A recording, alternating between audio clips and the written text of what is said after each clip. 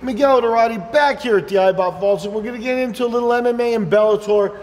Bellator is ramping up their calendar here. They're starting to put out a full calendar out through Bellator 145. This weekend, August 28th on Friday, you got Bellator 141, headlined by Melvin Guillard and Brandon Gertz in a lightweight fight. I'm also excited about seeing Saad Awad face Patricia Freire. Awad has a win over Will Brooks, makes him a player in the lightweight division, and Patricia Freire obviously trying to follow in the footsteps of his brother Patricio, who's the featherweight champion. We've got another couple of exciting fights. Heavyweights, Josh Burns, he's filling in, facing Justin Wren, who's 10-2. You'll see Wren favored there. And you also have Rafael Butler and Lorenzo Hood facing each other, 9-1 and 9-2, so nice even matchmaking there. The other card on the main event here, the other fight on the main event here features women's featherweights, and you know, legendary Merlos Conan, 22-6 in her career, facing Arlene Bianco, and that's one of the women's fights that are on the card. So Bellator 141 this weekend.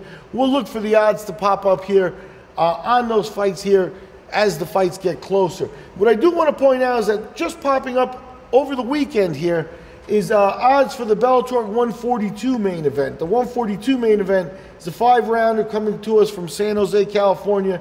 You got to get out into September 23rd for this fight.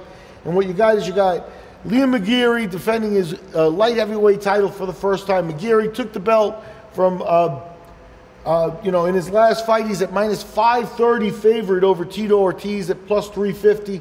Ortiz, obviously the longtime veteran, name recognition there. McGeary, though, he's got a perfect record and, you know, really looks like he's got a lot of potential and upside, and Ortiz obviously at the end of his career, so he's favored here. Over-under is a 5-rounder, and the over-under is at 1.5 for this one, so that's an interesting line there. At -175 is the over, and the under's at +135. It's interesting how Bellator, you know, this happens. For Bellator 141, we're going to be sitting here maybe 2 days before the fights. We'll get the odds. You get a guy like Tito Ortiz that pops up in their main event for 142. We got odds a month out for just one main event. That's kind of sad for Bellator because, you know, they're ramping up their calendar, and you've got a whole wide range of UFC lines up throughout the rest of the year. And for Bellator, you got one lousy lineup right now for a show a month out, and they have a show this weekend.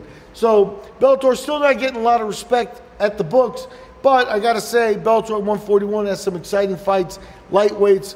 You know, it's one of the divisions that they have more packed than the others, and they are well worth watching. Also, what you want to look out for is Melvin Guillard going to show up? He's failed to make weight.